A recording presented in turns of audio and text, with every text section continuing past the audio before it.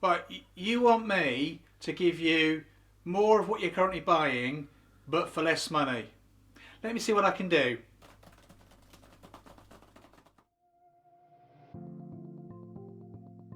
In this video, I'm going to show you how to make £1,200 in around about 2 days. So if you're ready, let's jump straight in and get started. Like and subscribe. I've introduced this video as how to make £1,200. In fact, you may well make quite a bit more, or even a little bit less, and it is going to take you about 2 days. So what is it that you're going to be doing? Well, if you were to look at some of your regular expenses, you would start to discover that actually there's all sorts of amounts of money going out all over the place that you don't even remember anymore. And certainly some of those amounts of money could be reduced. That is what we're going to be looking at in this video. Now, I've said it will take you 2 days, and typically whenever I've done this with people before, about 2 days is the amount of time you need to allow for this. And you may well find that you could save considerably more than 1,200. But to get into this, there are 3 easy steps. Let's jump into it immediately with step 1.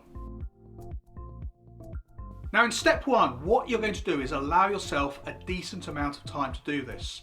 If you just try and do it at the end of the day or on a lunch break, it's going to be much more difficult. My strong advice is that you really see this as the task it is, because the savings, the amount of money you can make are substantial. It is absolutely worth putting a decent amount of time aside.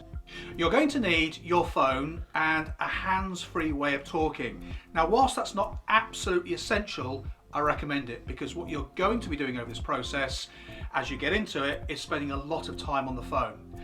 You're going to need a paper and pen, you might need a calculator, you're probably going to need your favourite beverage and maybe some biscuits, and you're also going to need your bank statements. Now, you can do bank statements online. My strong recommendation is you take the time to print them out. I guarantee that will make it a lot easier.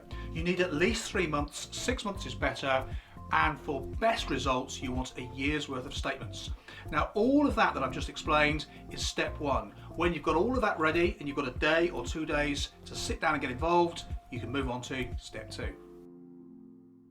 Step 2, you're going to go through your statements. I would start a year ago and move forward.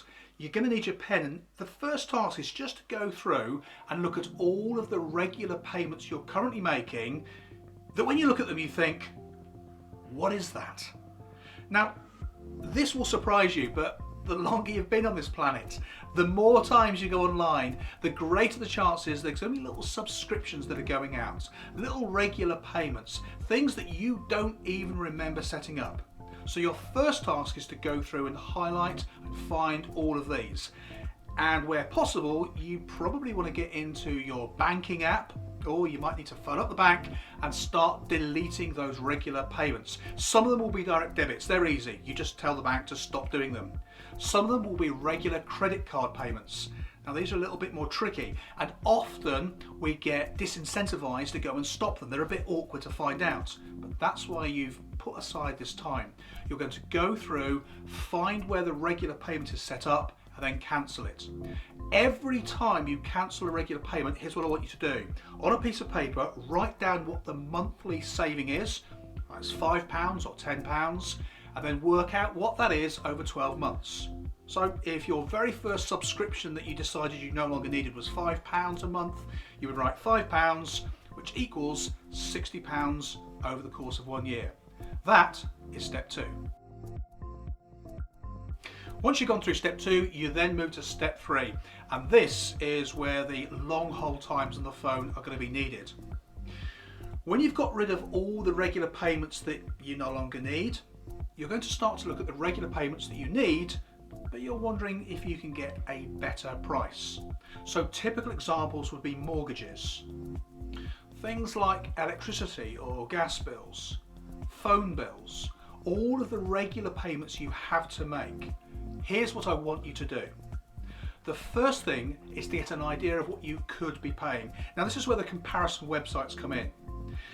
So you're simply going to compare what you're currently paying with what you could be paying, and this alone will surprise you. You're almost certainly going to find some savings, particularly if it's been some time since you've done this. But I want you to take this to the next stage. So in most cases you will find savings. Then you're going to phone up each of your current providers. When you get through, they're going to ask, how can I help you? At this point, I want you to say something along the lines of, I'm reviewing all of my suppliers and I'm wondering what you can offer me for a better price. But you want me to give you more of what you're currently buying, but for less money. Let me see what I can do. Now this will often cause confusion, so there's going to be an element of, what do you mean?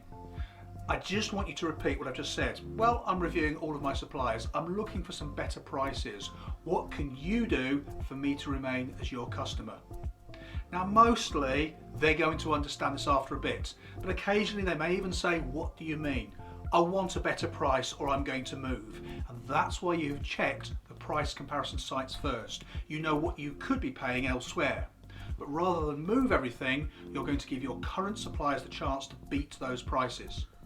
And that pretty much is it. You work through that process, and exactly as you did in step 2, every time you make a saving, you write that down in the monthly and then what that costs over a year.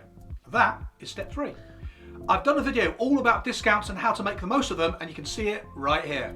Let's summarize what you've done in this video. Stage 1, you are going to have to put some time aside. You're going to have to get everything ready, sit yourself down and expect to be holding on the phone for a while, and make sure you've got all of your bank statements ready. Step 2, you're going to go through the statements, find the regular payments you no longer need, and look to stop them. And then step 3, it's important to know what you could be paying from your regular suppliers. And when you've done that and you've got some guide figures, phone your current suppliers. This does take time, there's a lot of holding on the phone, and be prepared to explain more than once what it is you want. But once you've got to that stage, the vast majority of times I've done this, the current supplier does not want to lose you as a customer. So they're almost always going to offer a better deal, they'll offer you more, and at a better price, they'll charge you less. Let me know how you get on, put something in the comments, and I look forward to hearing from you soon. Computer says yes.